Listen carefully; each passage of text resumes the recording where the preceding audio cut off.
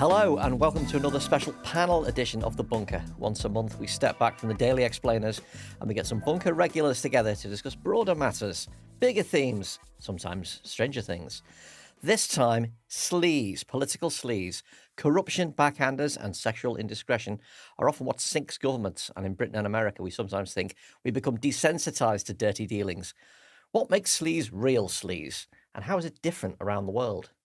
Plus, the British Museum has been rocked by a spate of thefts going back to 2021. More than 1,500 rare items from the 15th to the 19th century have disappeared.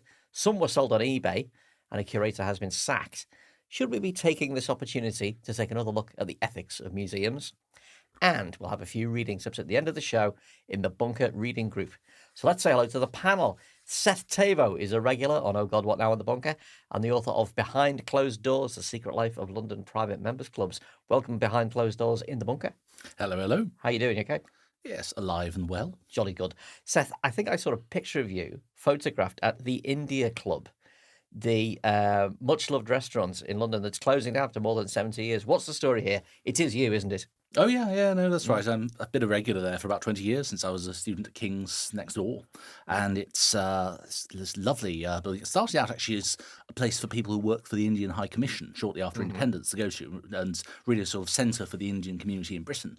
Now they've had their property developer who's really been in a long-term dispute with them. This is Marston Properties. They originally applied to have the whole building demolished. That's been repeatedly refused. They're now having it done up so that they're going to gut out everything and turn it into a luxury hotel, because if there's one thing London doesn't have enough of, it's luxury hotels. Well, we're absolutely stuck for them, aren't we? What's going to happen to the India Club? Is that game over for the India Club? They're being forced out unless they can find a new home. Right, okay. It's grim. Answers on an email. Kasia Tomasiewicz produces countless bunker podcasts, but not for long, sadly, because she's going to be leaving us to return to academia. It is a tragedy for us. Hi, Kasia. Hello. So the bank holiday weekend is coming up. You are an historian.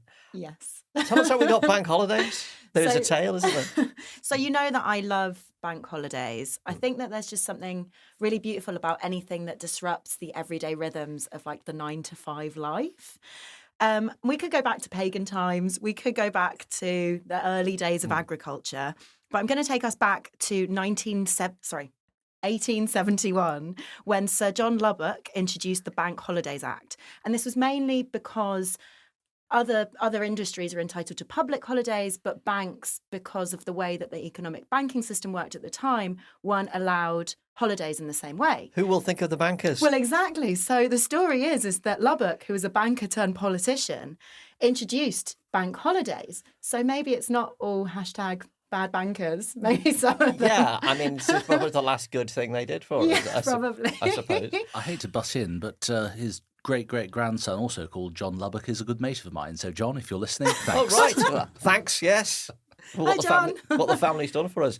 Completing the panel, it's the host of Bunker Global and author of Africa is Not a Country, Dipo Falyoin. Hi, Dipo. How are you doing? Not bad, not bad. So, Beyonce, she's in the middle of her ongoing Renaissance tour and she's getting stick because her so-called world tour doesn't actually include any African countries at all. Africa is, last I looked, it's part of the world. It is part of the world. Last time I looked as well, and last time I went, it was very much there. This is such a pet peeve of mine. It's one thing not to kind of turn up at all. It's another thing to kind of pretend as if you are traveling the world without actually ignoring this giant land of 1.4 billion people who are very much, huge Beyonce fans and contributing to her sales around the world. Many people from across the continent are having to travel to Europe and North America to go and see Beyonce, and it would be a lot easier for them if they didn't have to spend all that money. There must be acts the sort of global acts that make a point of including Africa and African countries on their itinerary. I know that, bizarrely as it is, I know that UB40 used to do lots of African shows, because while in Britain they might be sort of considered a bit sort of slightly kind of middle of the road, maybe kind of decaffeinated reggae, around the world it's like they're considered to be absolute dons. Yeah.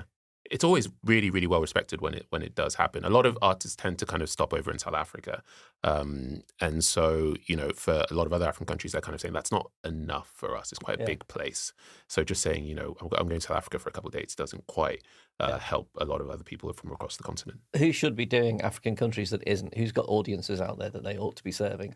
I mean, you can sort of go across all genres and you'll find that there is an audience, certainly across the continent, for artists. And I think that is, at the moment, there's a lot of kind of relationships between Afrobeat artists and hip hop artists, especially in the US. And a lot of Afrobeat artists are currently traveling the world, and they'd love to see that reciprocated back on the continent.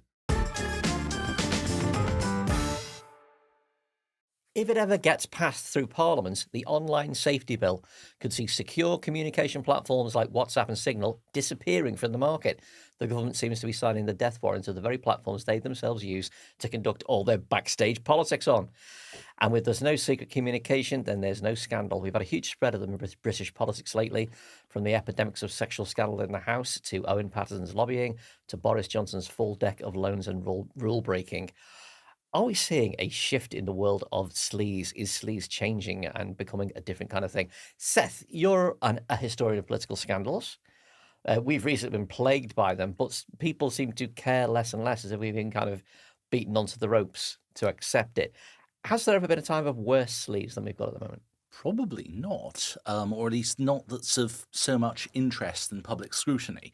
I think part of this is that I was growing up in the 1990s, and that was a boom time of its own for scandal. A fantastic time to find out about all manner of sexual practices just by watching news and seeing what Tory MPs were doing. But what underpinned that a lot was there was a far more intrusive press than we have today.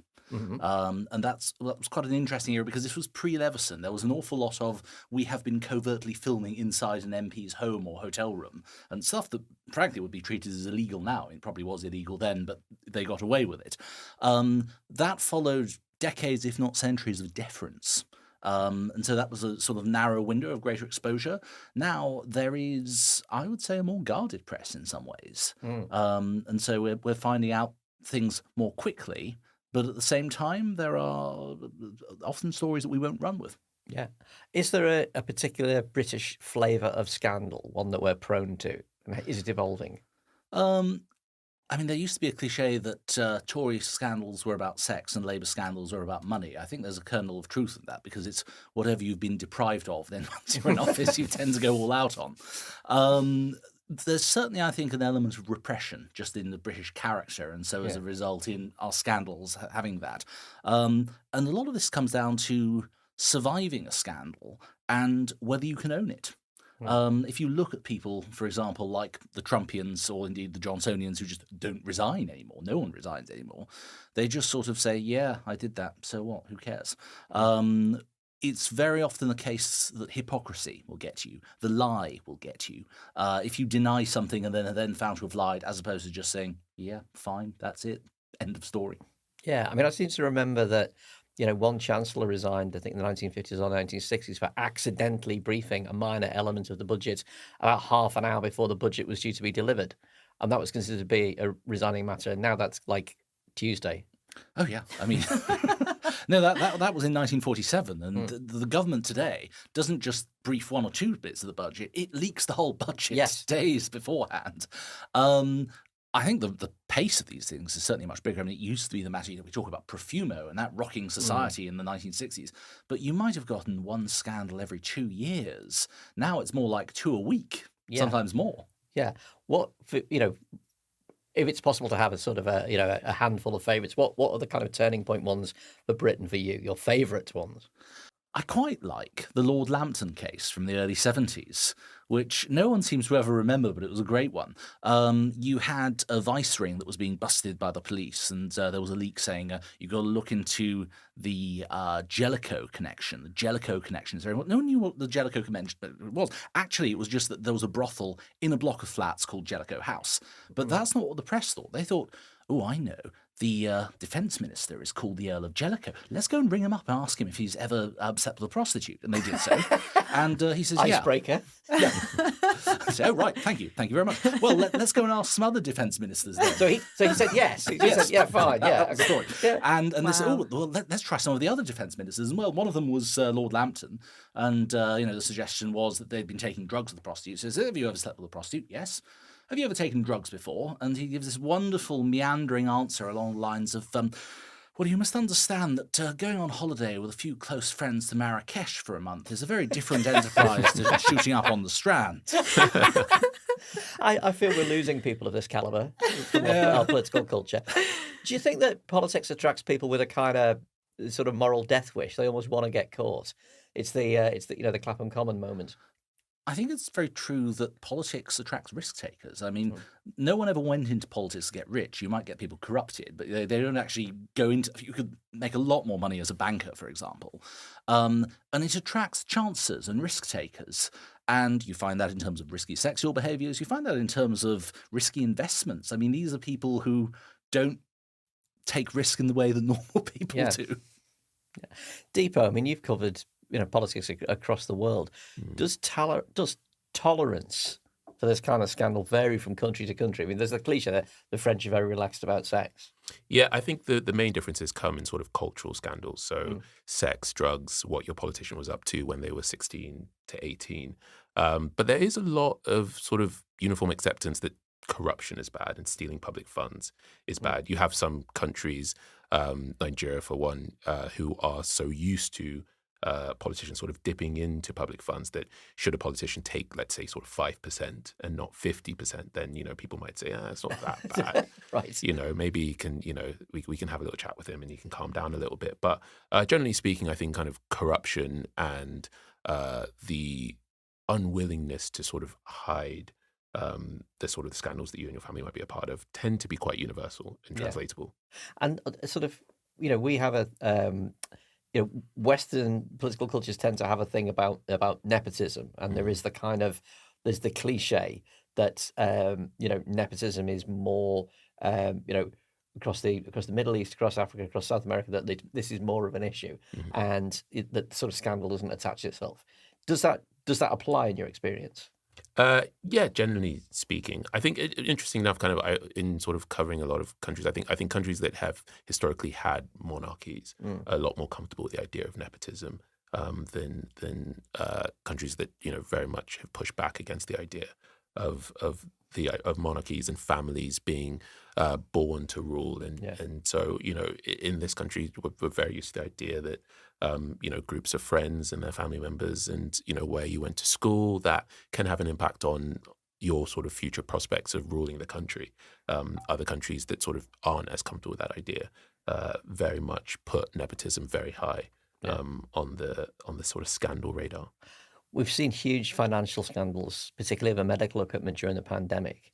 And they're notoriously hard to get to the bottom of. Like the Michelle Mone affair, she recommended her own family business to the taxpayer, got £200 million of government contracts, made £100 million profit from the deal, and yet may not have broken the law. It seems highly likely that she hasn't.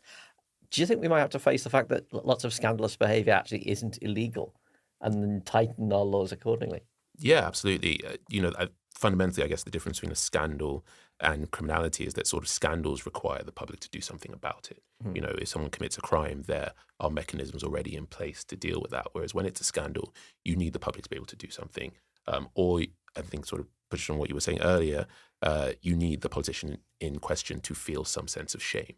And that is something that's very much going out of the norm amongst a lot of politicians. So that's the thing that can be incredibly frustrating. You need, some kind of will amongst you and your fellow citizens to push back against what might not be criminal action, but certainly you have to decide whether that's acceptable or not. And that can be frustrating amongst in countries in which they feel that there aren't enough of those mechanisms, whether it's through recall elections, whatever it might be.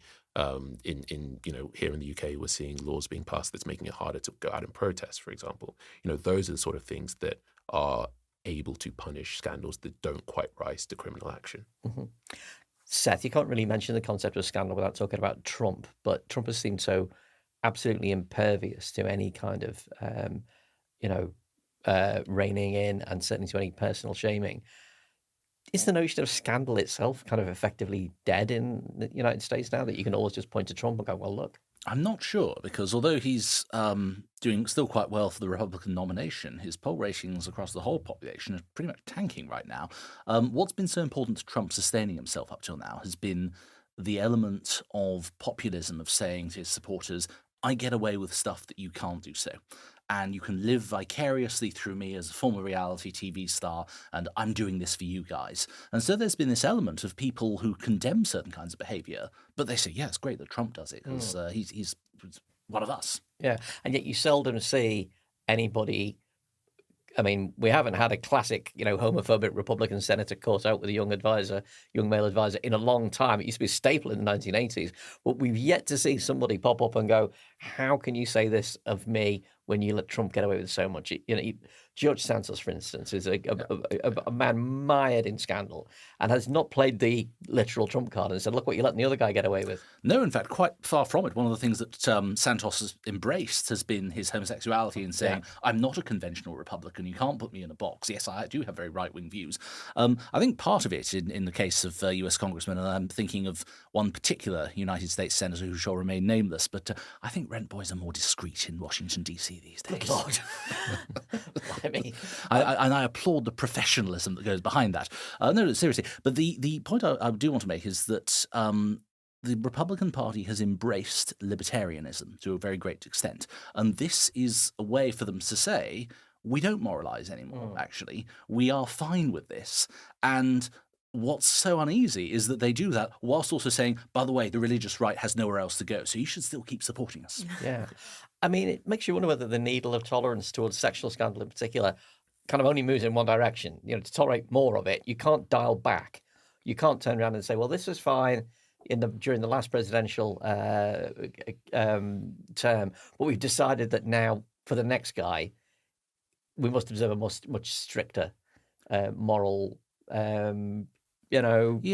There was a really interesting study done in the 70s by an academic called Lord Humphreys, who looked at cottaging behaviour in the US in the 1970s. And he came up with this idea of what he called the righteous breastplate.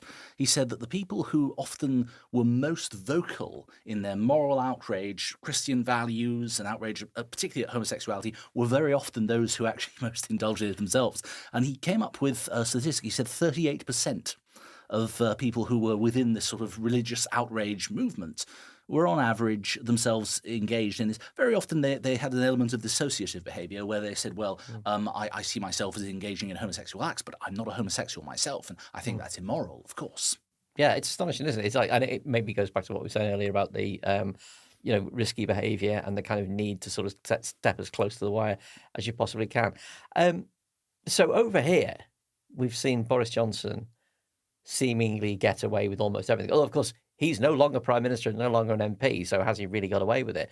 But do you think he might have killed the notion of scandal in Britain? Because what not just his party, but also the press were willing to give him a pass on? I'd break down the many, many scandals of Boris Johnson, because quite a few of the earlier scandals tended to be things involving his private life, where fundamentally it was a matter for him and the 2 or 3 other people who were directly involved. And I think we did get quite used to saying, okay, well, it's not really a resigning matter as far as we're concerned. Although, of course, he was forced to quit from the Tory front bench on more than one occasion. Where it gets trickier is just the endemic lying over really quite important things, like a global pandemic and like the constant acceptance of freebie gifts and the notion that you can be in hock to rich party donors and not care at all about the rules on reporting these things. We have an entire ethics structure that's been put in place over the last 30 years that's basically gone out the window under Johnson, and that's much more serious.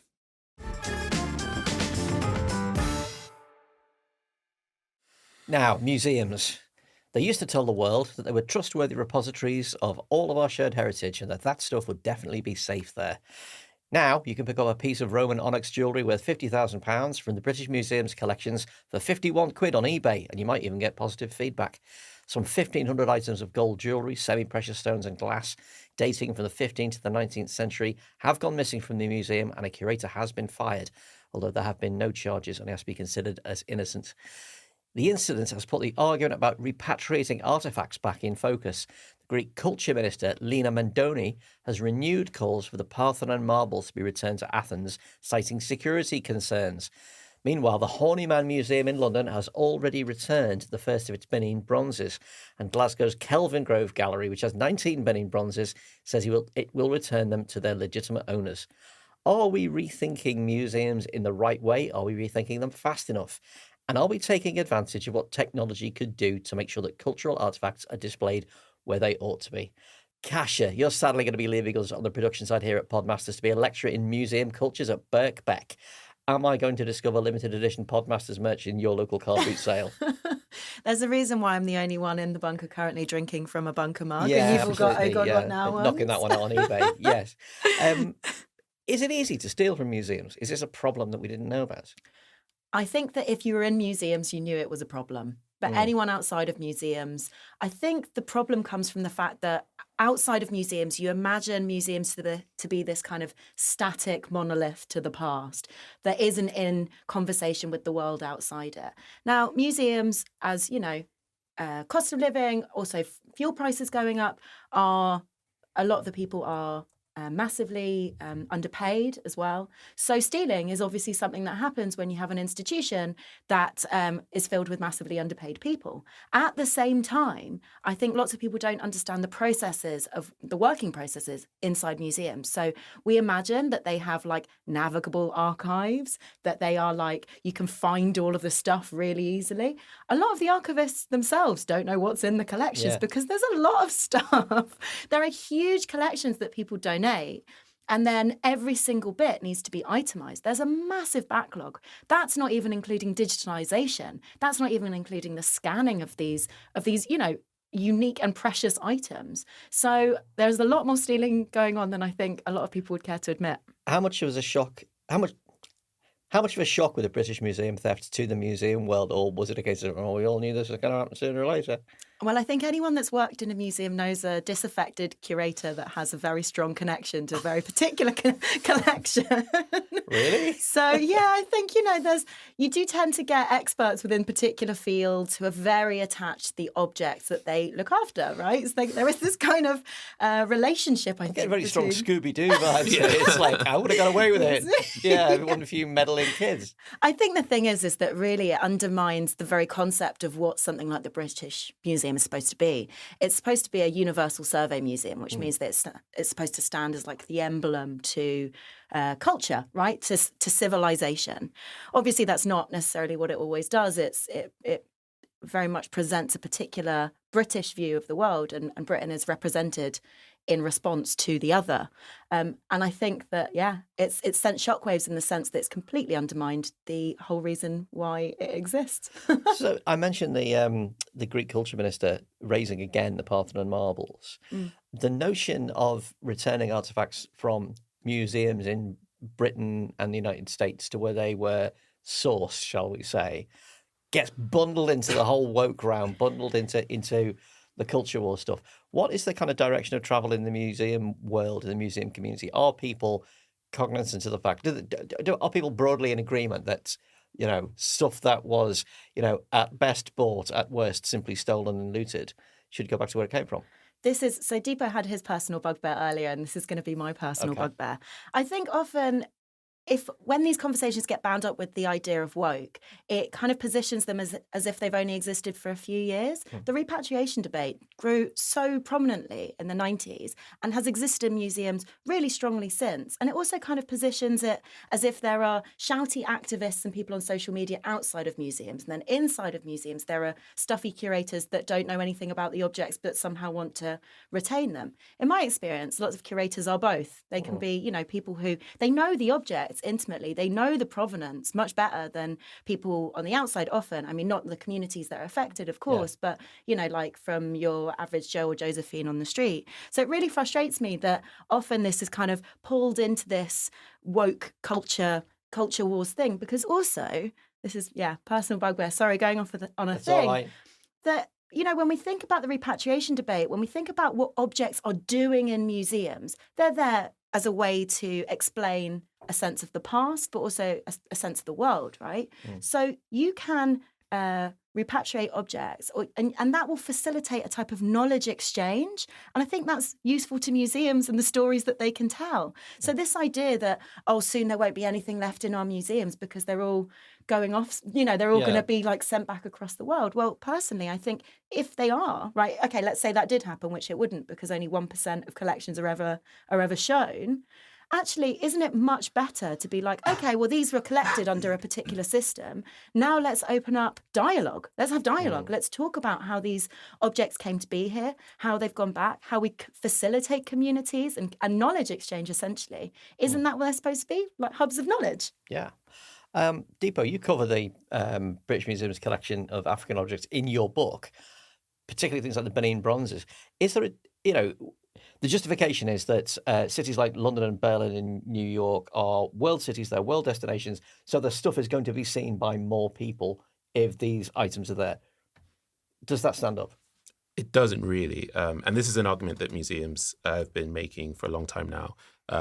In 2002, they actually released a statement, 18 of the sort of self-described great galleries and museums of the world. So included the Louvre, the British Museum, the Art Institute in Chicago, the Met in New York, released a statement which they called the Declaration of the Importance of Universal Museums, in which they sort of divided their argument down to three basic points. The first point being that, sure, it's bad to steal items, but keeping items isn't as bad because the context for which they were stolen is very different, which is obviously insane because the concept of theft hasn't changed. I'll sort of take the restitution argument back to 1871 when then Prime Minister William Gladstone gave an angry speech in Parliament decrying, saying it's a real shame to this nation that Robert Napier thought it appropriate to bring back great treasures from Ethiopia, then known as Abyssinia, and what we now call the Magdala treasures, back to the UK. And he said that, he cannot understand why something that means nothing to us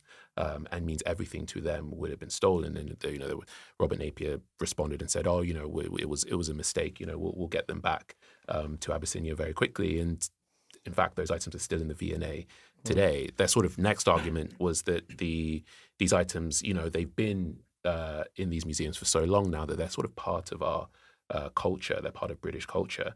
And that would come as a shock to the communities in which these items were stolen from in the first place. But as you mentioned, at the heart of their argument is this idea that London, New York, Berlin, these are cultural hubs in which it is incredibly easy for communities around the world to come and see these items. Now, that in and of itself is surprising at a time when, we're seeing immigration policies that are making it even harder for people to come and visit the US and UK and Europe from the very nations that these items were taken from in the first place. So on so many different levels, this basic argument just doesn't hold up anymore. Yeah, I mean, we all know people who have had friends and relatives refused entry just for tourist visits for no particular reason at all. Yeah, just because you come from the wrong place. And like saying, but I'm here for your beautiful museums. Yeah, doesn't usually cut much ice. No, with border force, does it? That isn't a particular reason to come and say I'd quite like to see some of the 90% of Africa's material cultural legacy that's currently being held outside of the continent. I want to come and doesn't see really my work in the. Yeah, I just quite like. You've got some of my things. I just want to sort of peep at them from a safe distance. I promise. So I mean, we live in a time when making facsimiles and making digital representations of artifacts, this technology is reaching hitherto unimagined heights. Mm-hmm. And even the kind of pre-digital version, you go to the Natural History Museum in London, all those dinosaurs are casts. So much is a facsimile anyway. It does not seem to detract from the experience. Mm-hmm. It doesn't seem to detract from the wonder, the educational value, and so forth. I mean, do any of us around the table, Kasia, maybe this is one for you, why museums can be so resistant to simply displaying facsimile stuff while the real thing goes back to its original source? I think it's mainly about cost. I think like printing and facsimiles can be quite expensive. And I think it's also about I think it kind of goes back to an idea around the allure of the object, of the true object, that there is something that gets lost somehow in its reproduction, which is obviously nonsense when you think about dinosaurs, right? That example is kind of perfect. Yeah. And like I said earlier, this could just really really tie back into that idea of knowledge exchange again, like more knowledge in more museums is better, right? Yeah. I mean, Dipo, there's, unsurprisingly, I'm trying to think my idea of where the great museums are tends to be across Western countries and possibly, places like Japan. I am not aware of kind of, what the museum culture of Africa itself might be, for instance, or African countries. Is there you know, on a rainy Saturday, does like a mum in Lagos drag her kids to the museum for a bit of peace and quiet, like she will do here. Yeah, absolutely. But one of the things that have simply made it harder for a lot of museums to fully establish these sort of international reputations is, as I mentioned before, that 90% of our material cultural legacy was taken during colonialism. And so that has been a huge challenge. And the frustrating thing is that, you know, building on this idea of exchange and sharing these items wouldn't lead to the complete decimation of museums around the world. The Benin bronzes, for example, the British Museum has about 900 Benin bronzes. 800 of them are permanently in storage, and only 100 of them. Well, 800 of them we think are in storage. We think are in storage. They might we're be not on sure. eBay. Yeah, exactly. You know, and you know, a lot of the cataloging of these items is incredibly poor, and so you know you have throughout, and you know, speaking for Nigeria and Lagos in particular, you have a lot of you know, curators and historians who are trying their best to, you know, buy back a lot of these items from private collections from universities and establish, you know, centers in which these can be shown within the country. But that has been something that's been incredibly challenging. That's really frustrating as well, because as soon as they get bought into private collection, they just disappear. So you don't even know where they are. Yeah, so you're exactly. like, oh, great. All of that really rich and important, you know, material culture of like world civilization is just gone. And we don't know Just where. vanished. Seth, you're also a historian of a different kind. Do we over-fetishize physical objects and perhaps underemphasize stories and narratives which can be more easily served by a facsimile? You know, history is more than a collection of sort of, you know, busts and canoes and death masks and weaponry. Yes, well, I think there is a degree of fetishization, but actually source material really matters. Physical objects and what we can tell from them really do matter. What I think is more dangerous is when we don't actually properly contextualize them. Because just saying, here is a pretty gaudy thing with some jewels on it, doesn't tell you, for example, whether that jewellery was put on display only for one special day of the year as an extraordinary, unusual representation or not. But I think actually using that as a springboard for exhibiting these things can be fantastic. You also wrote about historical buildings and the communities around them. What do you say to Dipo's point that like the buildings themselves, the museums, the British Museum and places like it, you know, they shouldn't be considered just as cultural artifacts in their own right, that, you know, we don't have to preserve the entire content of the British Museum for the British Museum to be the British Museum? Oh, totally. And I think it's actually really interesting when you look at museums as something that tells you about how objects have been seen themselves. So, I mean, you mentioned the Horniman Museum earlier. It's eccentric, to put it mildly. The Pitt Rivers Museum in Oxford is a real freak show, a Victorian-style freak show. And actually, the way that objectifies things, I wouldn't, you know, completely retrofit it. I'd say this is how the Victorians actually viewed stuff. You make an exhibit of the exhibit in its own right. And I completely agree with Kasia's point about how, on average, about 1% of items are on display. This is a symptom of a wider problem I think we have when we're trying to sort of grapple with difficulties around our past. And that's to say, well, just shove it into a museum. But a museum isn't a dumping ground. A museum is a rotating, constantly updating exhibition space. And there should be no shame in that.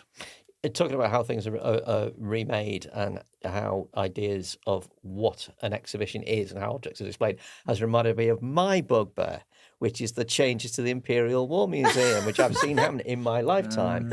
And the key one is that as you were led through the Second World War exhibit, the kind of climax of the exhibit was the gigantic swastika eagle at the end of the room, captured from, I believe it's the Reichstag, wasn't it?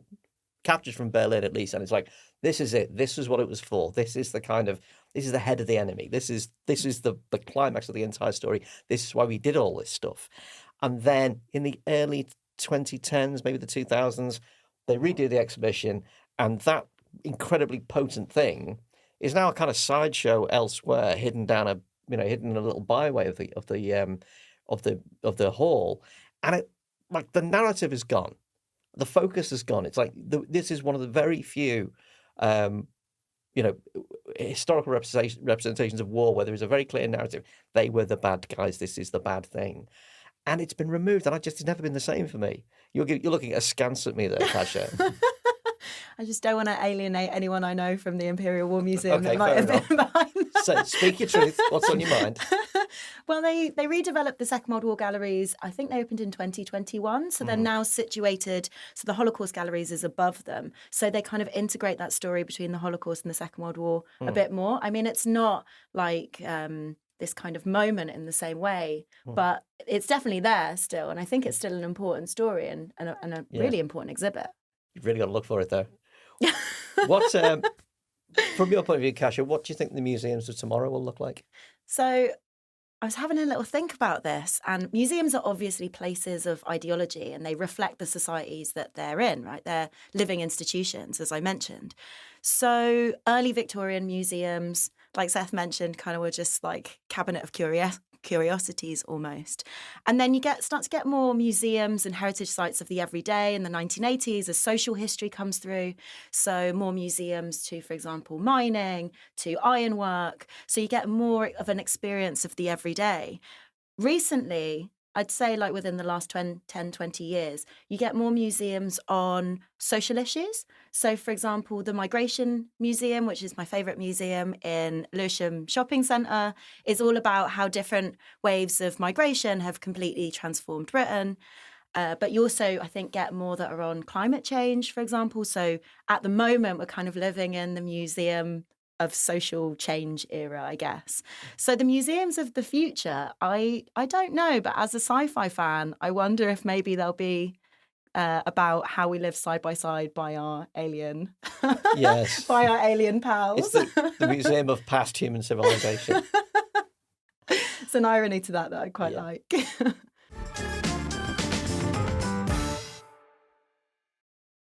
We're coming to the end of the podcast, and we're going to finish up by raising the cultural tone of the show with the Bunker Reading Group. What reads will the panel recommend? Fiction, non-fiction, biographical, historical, whatever you like.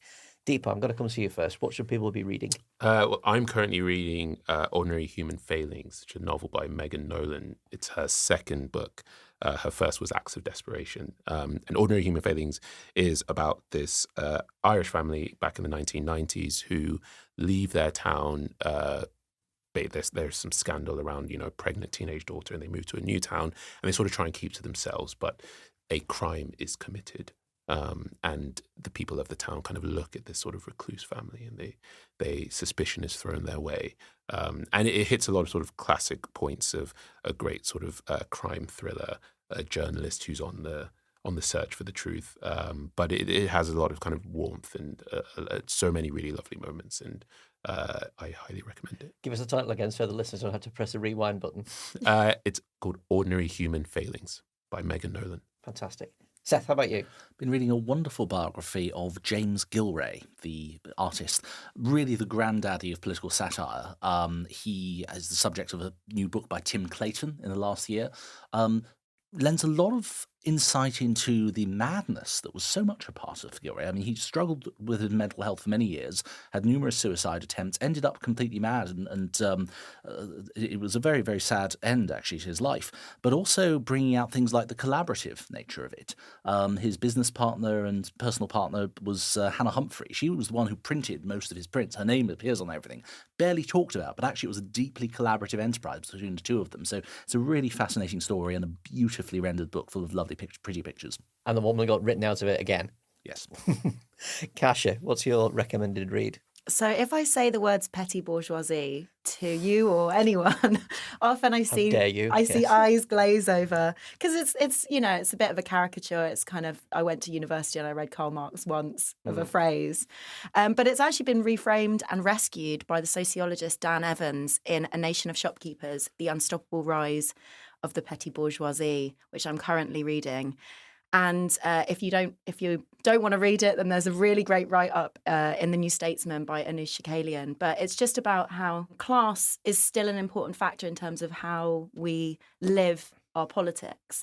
And there's an idea of the new petty bourgeoisie and the older petty bourgeoisie, and who that might be, whether they be plumbers or downward graduates. There's a kind of link between these. So. Well, as the son of shopkeepers and an absolute scion of the petty bourgeoisie, who's now a tiny business owner, I think the petty bourgeoisie get a terrible rap.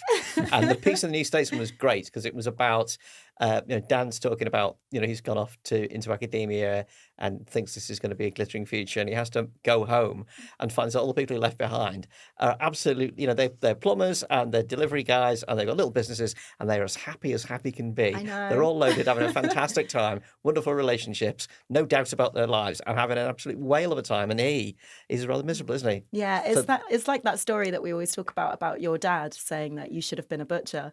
That was more of a threat than an encouragement. And it's like, now that the listeners can see what I look like on the thing, they'll see why there's no way on earth I'm going to be a butcher. It's like I can Photoshop that.